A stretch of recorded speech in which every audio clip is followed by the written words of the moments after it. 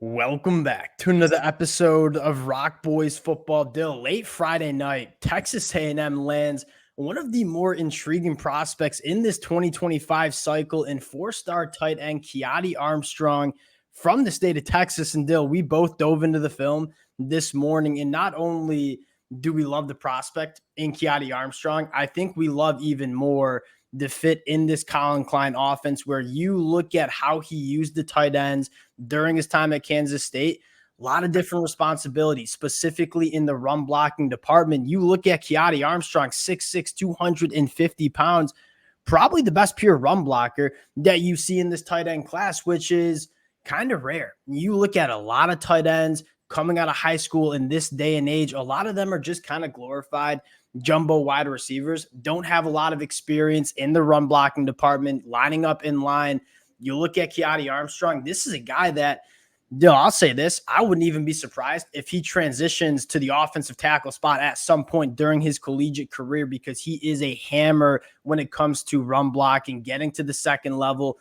I think this is a really good player, but more importantly, a really good fit for Texas A&M and what Coach Colin Klein wants to do on the offensive side of the football.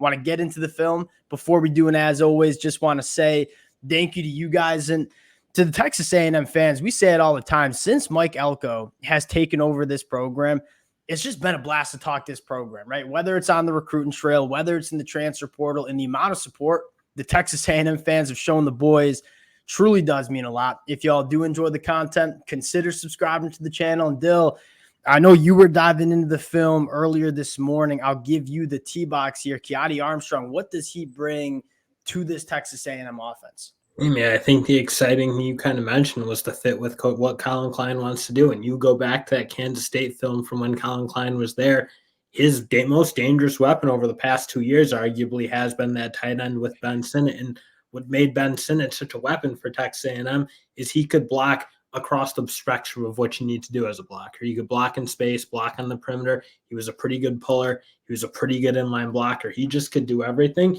And that allowed him to be involved in the offense constantly, setting up some of that misdirection type stuff off of kind of his ability to block it and do a variety of different things. And you look at Kiotti Armstrong, his ability to play from that H-back role, play in that inline role, and block every position on that field, I think it's going to be huge because Colin Klein needs that. His offense is probably going to be predicated off running the football and hitting play action passes off of that or off of some of that perimeter work. And when you need that, it's huge. And you need your tight ends to be able to get it done. Now, I think outside of the run blocking, which is clearly what the boys love the most about Kiotti Armstrong, he's a guy that gives you some pass catching juice as well. I mean, 6'6", 250, he's not one of those separating tight ends that you see coming out of high school, but he's a guy that commands the middle of the field, has a monster catch radius. And then what I love most, he's got a basketball background, and that shows up on the film. When that football is in the air, you're talking about a big physical catch radius that can go up and make plays specifically in the red zone. And you kind of look at how Ben Sinnott was used in the Kansas State offense, whether it was working the middle of the field up the seam or leaking them out into the flat. Those are probably the two best concepts for a guy like Kiotti Armstrong, because you get the football into his hands. I mean, defensive backs are going to have a lot of trouble tackling this cat. Want to get into the film and kind of talk about what Kiotti Armstrong brings to the table. The first thing you see, Dill, we talked about the run blocking at first. This is a guy that you talk about red zone play, and he can go up and make plays in some of those tight throwing windows. This is, you talk about body control, 6'6", 250, going up one-handed, making a play. And then you talk about what he can do in the run game, Dill. This is what we saw Ben Sinnott do all the time at Kansas State. And he's a hammer in these kickout blocks. I mean, just putting people absolutely in the dirt. I love what this kid can do in the run blocking department. And this is a very similar concept to what you see Ben Sinnott do too, kind of lined up in that H-back role here. Hey, we're just going to leak him out to the middle of the field, let him be that big presence, work in the middle, in the red zone, and go make a play. Now, they decide not to cover him here, so he doesn't really show anything special, but that is how Ben Sinnott gets used in that Kansas State offense. But that's that ability to be a run threat where you can threaten to run the football with him on the field, so you can get some of those plays. You saw Ben Sinnott get some of those very open routes where, again, it wasn't necessarily just predicated on him routing a guy up, but a lot of that had to do with his ability to be a very effective blocker. and then off of that, run good play action and some of that other misdirection work. 100%. And I think another thing that we both love is what he can do at the second level. And again, it's really hard to find guys that can operate at the second level of a defense.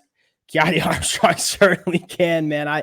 I mean, he is just so physically imposing when you want to run behind him. And again, you said it best, so many different ways that you can use him in the run blocking department, whether it's getting to the second level, whether it's cleaning up some of those kick out blocks.